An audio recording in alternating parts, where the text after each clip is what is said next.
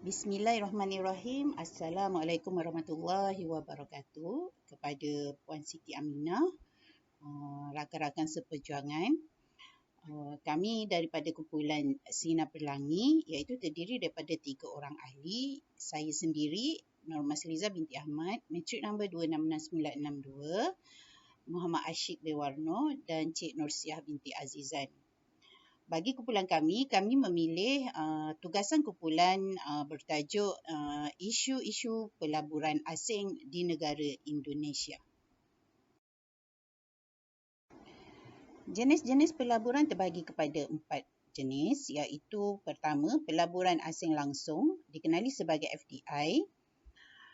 Pelaburan ini adalah pelaburan fizikal dan pembelian yang dibuat oleh syarikat di negara asing. Biasanya dengan membuka loji dan membeli bangunan, mesin, kilang dan peralatan lain di negara asing. Pelaburan ini mendapat kelebihan yang lebih besar kerana ianya merupakan pelaburan jangka panjang dan membantu meningkatkan ekonomi negara asing. Yang kedua, pelaburan asing tidak langsung. Pelaburan ini melibatkan syarikat, institusi kewangan dan pelabur swasta yang membeli kepentingan atau kedudukan dalam syarikat asing yang berdagang di bursa saham asing.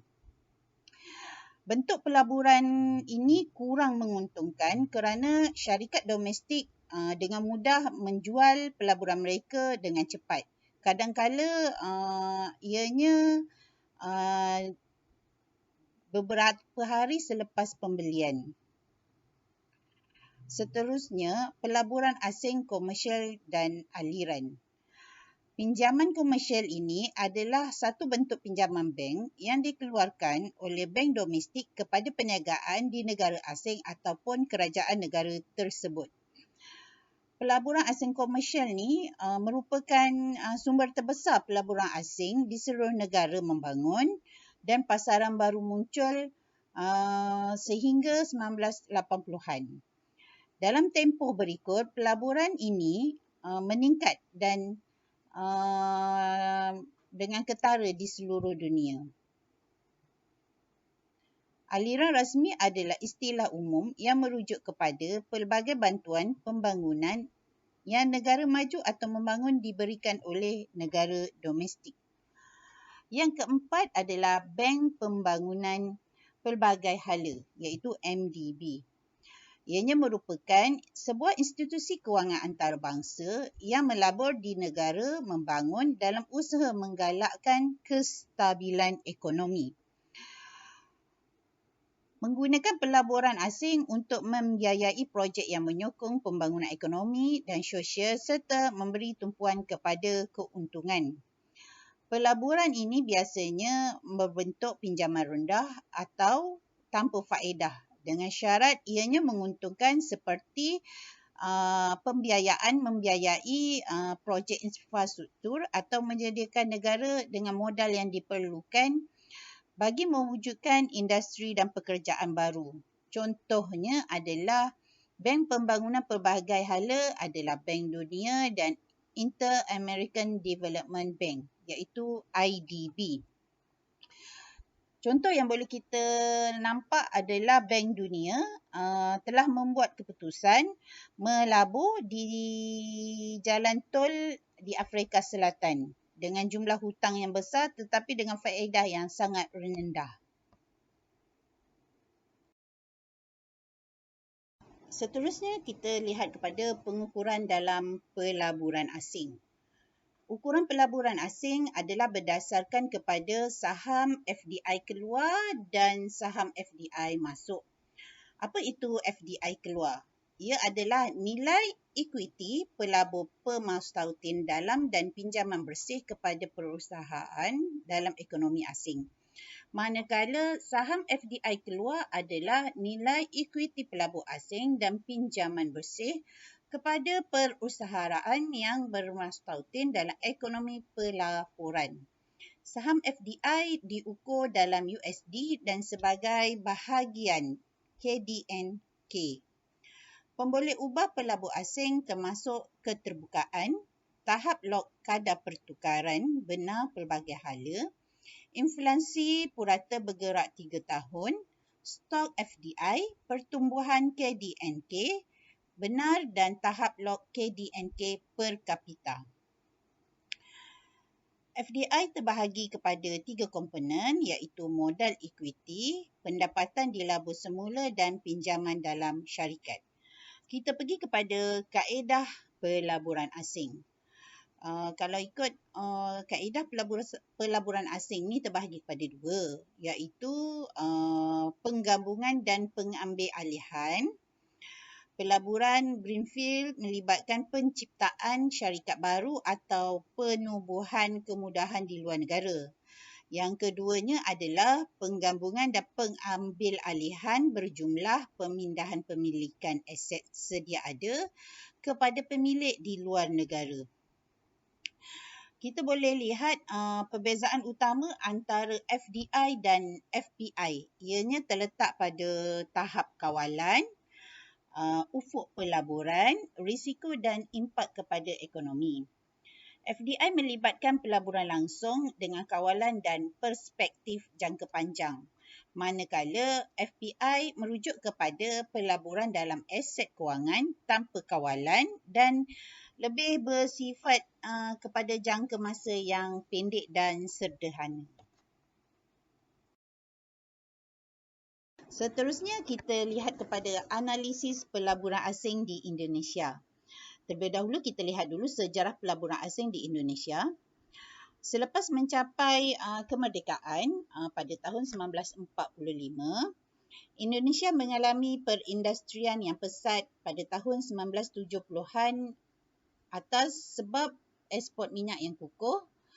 Sebelum industri intensif buruh menjadi enjin pertumbuhan baru pada penghujung 1980-an. Kini Indonesia merupakan ekonomi terbesar di Asia Tenggara dengan nilaian 1.38 trilion mengikut KDNK nominal. Komoditi ekspor terpenting bagi negara Indonesia adalah minyak dan gas, minyak sawit, galian seperti timah, emas, nikel, tembaga serta arang batu. Tapi kini negara Indonesia semakin hari semakin telah beralih kepada mengeksport mineral mentah kepada pembangunan industri hiliran yang merupakan kunci kepada strategi pertumbuhan ekonomi kerajaan. Bagi tahun 2023, Indonesia dijangkakan mengalami pertumbuhan antara 4.5 hingga 5.3%, disokong oleh pertumbuhan dalam komoditi, infrastruktur, pelancongan dan pembuatan produk bernilai tinggi seperti bateri kenderaan elektrik. Infrastruktur asas kepada dasar kerajaan dengan Indonesia memerlukan lebih 400 bilion pembiayaan infrastruktur sehingga tahun 2024. Pelbagai undang-undang untuk menghapuskan ketidakcekapan birokrasi bertujuan untuk memudahkan keperluan pelesenan perniagaan dan meliberalisasikan lebih banyak industri. Contohnya adalah peraturan pemerintah pengganti Undang-Undang Nombor 2 Tahun 2022. Seterusnya adalah analisis arah aliran pelaburan Indonesia. Kerajaan Indonesia telah berjaya memperbaiki iklim ekonomi dengan menyatukan kestabilan politik serta ekonomi melalui pembaharuan struktur yang telah menghapuskan beberapa risiko pelaburan. Terdapat beberapa halangan kekal seperti kos kredit yang meningkat, peraturan yang berlebihan dan tidak dapat diramalkan, kualiti infrastruktur yang lemah, risiko keganasan dan tahap rasuah yang tinggi. Namun, Mahkamah Perlembagaan telah memberikan lebih banyak kuasa kawal selia kepada kerajaan serantau Indonesia di mana boleh menimbulkan cabaran kepada penambahbaikan iklim pelaburan yang berterusan. Dalam jangka panjang, keadaan ekonomi semasa Indonesia mungkin akan memperlihatkan masa yang sesuai untuk melabur di negara tersebut, terutamanya melibatkan instrumen kewangan. Mengikut laporan trend perdagangan dan pelaburan United Nations Asia Pasifik, telah menyediakan beberapa maklumat tambahan mengenai FDI di Indonesia dan Asia Pasifik pada tahun 2011 dan 2023. Seterusnya, kita pergi kepada kelebihan dan kelemahan FDI di Indonesia. Terdapat beberapa kelebihan FDI di Indonesia, di antaranya adalah populasi besar melebihi 277 juta penduduk yang merupakan pasaran dalaman yang besar untuk mana-mana syarikat yang ingin menjalankan perniagaan di Indonesia. Sumber asli yang banyak seperti kayu, sumber perikanan, minyak, gas asli dan logam. Kepelbagaian biologi yang tinggi. Permintaan dalam negeri yang semakin meningkat. Kekukuhan sektor perbankan dan kewangan mewujudkan persekitaran ekonomi yang menggalakkan kepada pertumbuhan yang mampan. Manakala terdapat juga kelemahan FDI di Indonesia, di antaranya adalah kos pengalihan haram yang tinggi yang boleh meningkat sehingga 60%. Bank Dunia telah membuat kajian dan menunjukkan bahawa rangka kerja perundangan dan ekonomi kurang berkesan di Indonesia berbanding negara Asia yang lain. Infrastruktur yang terhad iaitu akses ke pulau-pulau yang berbeza di Nusantara secara amnya rumit yang meningkatkan ketidaksamaan ekonomi. Kepelbagaian penduduk yang besar, kadar pengangguran yang tinggi dan kadar kemiskinan yang melampau di beberapa wilayah di negara Indonesia. Negara Indonesia tersebar lebih 6,000 pulau berpenghuni, menyukarkan pengurusan pengangkutan dan perniagaan. Jika sesebuah syarikat ingin berkembang melangkaui pulau terbesar Jawa, Sumatera dan Borneo. Kebergantungan tinggi China terhadap ekspor komoditi meningkatkan risiko kelembapan ekonomi negara.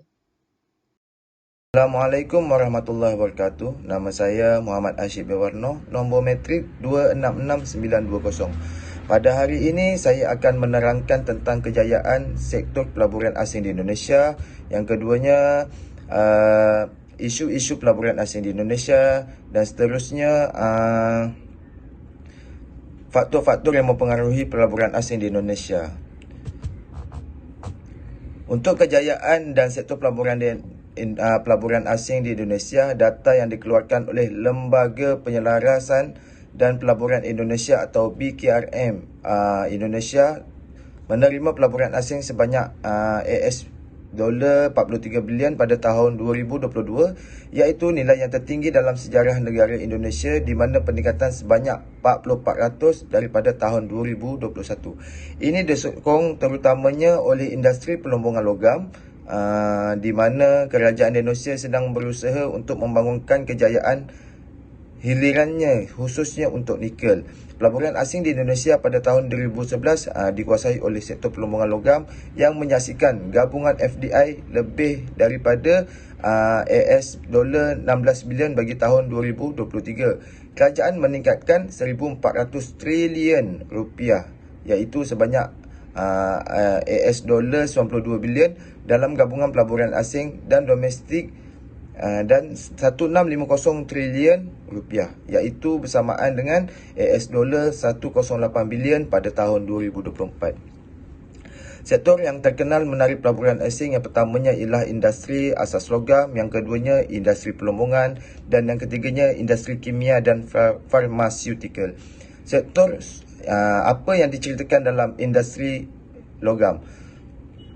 Sektor sumber mineral Indonesia telah memainkan peranan penting dalam ekonomi negara dan sumber bahan api, dan bukan bahan api menarik minat syarikat asing sejak era penjajahan Belanda. Sektor industri asas di Indonesia juga menerima pelaburan asing paling banyak, iaitu pada tahun 2022. Data daripada BKPM menunjukkan sektor ini menyaksikan FDI bernilai AS dolar iaitu sebanyak 11 bilion atau kira-kira 24% daripada jumlah FDI yang diterima pada tahun 2022. Seterusnya, industri pelumbungan. FDI dalam sektor pelumbungan Indonesia mencecah AS 1 bilion mengikut BKPM pada tahun 2022, meletakkan sektor itu di tempat kedua di belakang industri logam. Sebagai tambahan kepada bijih mineral, Indonesia adalah sebuah negara yang mempunyai banyak arang batu dan emas yang majoritinya diekspor. Indonesia juga merupakan pengekspor arang batu ketiga terbesar di dunia dan pengekspor arang batu haba terbesar di dunia, sekitar 687 juta tan batu sedimen setelah menghasilkan pada tahun 2002, yang mana 494 juta tan telah diekspor. Bagi tahun 2023, kerajaan menyasarkan ekspor arang batu mencapai rekod 518 juta daripada jumlah keseluruhan sebanyak 695 juta tan. Seterusnya, industri kimia dan farmaceutical.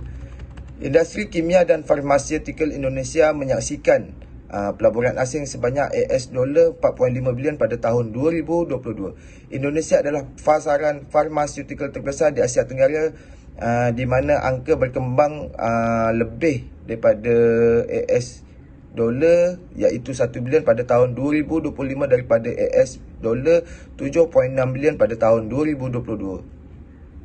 Seterusnya, sektor pengangkutan dan logistik.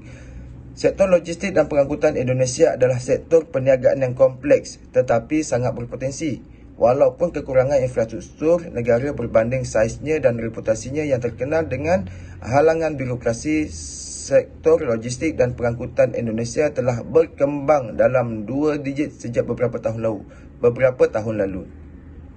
Pada 2020, pengangkutan laut menyumbang paling sedikit kepada KIDNK negara iaitu sebanyak 8.7%, manakala pengangkutan darat pula sebagai penyumbang tertinggi iaitu sebanyak 68.3%. Bagi syarikat logistik, Indonesia menimbulkan peluang perniagaan yang mencabar namun berpotensi tinggi.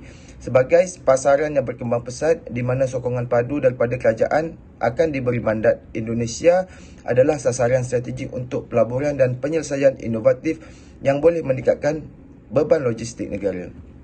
Seterusnya, sektor tenaga. Apabila ekonomi pulih daripada pandemik COVID-19, negara di seluruh dunia menggandakan usaha mereka dengan mempercepatkan peralihan tenaga dan mencapai pertumbuhan ekonomi secara mampan. Kerjasama terutama dari segi memindah teknologi dan pembiayaan menjadi kunci dan memastikan peralihan tenaga yang bersih, mampan, adil, berpatutan dan inklusif. Seterusnya, isu-isu pelaburan asing di Indonesia. Seterusnya ialah isu-isu pelaburan asing di Indonesia. Terdapat beberapa punca menyebabkan pelabur asing tidak berminat untuk melabur di Indonesia. Yang pertamanya adalah ketidakpastian peraturan. Yang keduanya perlindungan hak harta intelek iaitu IPR. Pelaburan asing adalah pemacu utama pertumbuhan ekonomi di Indonesia, menarik modal, teknologi dan kepakaran. Bagaimanapun, pelaburan asing sering bergelut dengan pelbagai cabaran dalam ekonomi yang sedang membesar membangun ini. Ketidakpastian peraturan. Beberapa perubahan dalam peraturan dan dasar pelaburan asing yang telah diumumkan atau masih dipertimbangkan oleh kerajaan Indonesia mungkin menimbulkan ketidakpastian bagi pelaku perniagaan asing. Antara isu hangat yang diperkatakan oleh berkenaan dengan perubahan terhadap iaitu pelesenan, pertukaran cukai dan juga keperluan modal. Perubahan yang berlaku dalam pertukaran cukai adalah berkaitan dengan kadar cukai pendapatan korporat maupun perubahan prosedur pelapor cukai di mana ia boleh menjejaskan pengiraan kos dan juga berpotensi mengaut keuntungan untuk pelaku perniagaan luar. Rasuah dan kekurangan ketulusan dalam sistem ketidakpastian perundangan boleh mewujudkan undang-undang. Majikan mungkin tidak pasti sama ada hak dan perjanjian mereka akan dihormati yang boleh menghalang perancangan dalam jangka masa panjang. Perniagaan yang terlibat dalam amalan rasuah mungkin mendapat kelebihan yang tidak ada dalam persaingan sehingga menjejaskan syarikat asing yang komited untuk menjalankan perniagaan secara beretika. Terlibat dalam kes rasuah atau transaksi tidak telus boleh merosakkan reputasi syarikat yang baik dan maupun di luar negara. Ini boleh memberi kesan negatif terhadap imej jenama dan hubungan dengan pihak berkepentingan. Seterusnya, perlindungan hak arti intelek, iaitu IPR. Perlindungan IPR merupakan isu yang sangat penting dalam pelaburan asing, terutamanya dalam sektor teknologi, media dan industri kreatif perlindungan. Yang memberi kesan adalah kunci bagi syarikat asing untuk melindungi inovasi, jenama dan hak cipta mereka, serta menggalakkan pelaburan dalam menyediakan pelaburan dalam penyelidikan dan pembangunan. Walaupun terdapat undang-undang perlindungan sedia ada di Indonesia, penguatkuasaan undang-undang ini secara konsisten sering menjadi cabaran. Syarikat asing mungkin menghadapi kesukaran dalam melindungi hak cipta mereka jika penguatkuasaan undang-undang tidak berkesan. Seterusnya adalah faktor-faktor yang mempengaruhi pelaburan asing di Indonesia. Assalamualaikum, saya Nur binti Azizan. Kita akan teruskan kepada faktor-faktor yang mempengaruhi pelaburan asing di Indonesia. Faktor yang pertama ialah persekitaran kawal selia yang memainkan peranan penting dalam membentuk keputusan pelaburan asing. Kebanyakan pelabur mencari kestabilan, keterusan dan keboleh ramalan dalam peraturan. Namun, menurut Hudson 2020, lanskap kawal selia Indonesia telah menghadapi kritikan kerana rumit dan tertakluk kepada perubahan yang kerap. Contohnya, pada tahun 2021, Indonesia telah memperkenalkan satu undang-undang cukai perkhidmatan digital baru, di mana ia mengenakan cukai tambahan ke atas syarikat yang menyediakan perkhidmatan digital. Perubahan yang mendadak ini menyebabkan operasi di kebanyakan firma teknologi asing terganggu, dan ia membawa kebimbangan tentang kestabilan dan kebolehan ramalan lanskap kawal selia. Faktor yang kedua ialah pembangunan infrastruktur. Masih terdapat cabaran yang besar walaupun Indonesia telah melabur dalam pembangunan infrastruktur, terutamanya di luar kawasan metropolitan. Ia memberi kesan akan operasi perniagaan dan pengedaran produk. Rangkaian pengangkutan akan terganggu, terutama jalan raya, pelabuhan dan lapangan terbang. Ini kerana ia boleh menjejaskan pengagihan barangan dan akses ke kawasan yang lebih terpencil. Kesesakan lalu lintas di kawasan bandar yang besar juga boleh menjadi satu penghalang kepada pergerakan barangan dan buruh. Memerlukan sumber tenaga yang besar juga adalah penting bagi memastikan bekalan itu stabil dan berpatutan. Capaian internet yang luas tanpa gangguan juga penting dalam perniagaan, di mana perluasan jalur lebar adalah penting dan perlu diperkukuhkan di luar kawasan bandar kerana ia penting dalam pelaburan antarabangsa. Peningkatan kapasiti dan kecekapan pelabuhan juga merupakan faktor dalam pembangunan infrastruktur. Akhir sekali, pembangunan infrastruktur elektrik yang mampan perlu diberi lebih perhatian terutama di luar kawasan bandar. Ini boleh memberi galakan pelaburan di luar bandar. Faktor ketiga pula ialah melibatkan pasaran buruh dan tenaga kerja. Kita sedia maklum bahawa ketersediaan tenaga kerja mahir adalah faktor yang penting dalam mempengaruhi pelabur asing di Indonesia. Kebanyakan pelabur mencari pasaran buruh dengan pekerja yang berkelayakan dan boleh menyesuaikan diri dalam menyokong operasi mereka. Contohnya, peluar asing tertumpu akan pekerja mahir di wilayah tertentu di negara Indonesia, dan ini menyebabkan berlakunya tumpuan kepada kawasan yang mempunyai akses yang lebih baik dan memberi potensi yang tinggi menghadkan penyebaran FDI di seluruh negara. Terdapat beberapa dasar kesan pelaburan asing di Indonesia. Antaranya ialah dasar penggalakan pelaburan asing, dasar pembangunan infrastruktur, zon ekonomi khas dan dasar perlindungan pelaburan. Dasar penggalakan pelaburan asing ialah dasar yang telah digubal oleh Kerajaan Indonesia melalui Undang-Undang Omnibus bagi memudahkan prosedur kawal selia, mengurangkan karenah birokrasi dan memperbaiki pelaburan iklim pelaburan. Ia juga memperkenalkan insentif cukai bagi menggalakkan lagi pelaburan dalam sektor tertentu. Manakala dasar pembangunan infrastruktur adalah untuk penambahbaikan dalam peningkatan daya tarikan Indonesia bagi pelaburan asing. Seterusnya, Zon Ekonomi Khas atau SEZ yang ditubuhkan untuk menarik pelabur asing menawarkan insentif cukai, peraturan yang dipermudahkan dan infrastruktur yang dipertingkatkan untuk merangsang aktiviti ekonomi yang di kawasan ditetapkan. Dan yang terakhir, dasar perlindungan pelaburan, ia bertujuan menggalakkan dan memudahkan pelaburan asing yang telah menghasilkan kesan positif secara tak langsung menarik FDI dan menyumbang kepada pertumbuhan ekonomi. Kesimpulannya, walaupun Indonesia menghadapi pelbagai cabaran dan kerumitan dalam pelbagai hal kesulitan, Indonesia tetap mengeluarkan dasar-dasar dan inisiatif untuk menarik dan menggalak pelaburan asing. Kerajaan Indonesia juga memberikan penjelasan yang jelas dan keterbukaan dalam peraturan cukai. Ini bagi memastikan perubahan cukai yang ketara disosialisasikan dengan baik kepada peniaga yang ingin melabur di negara ini.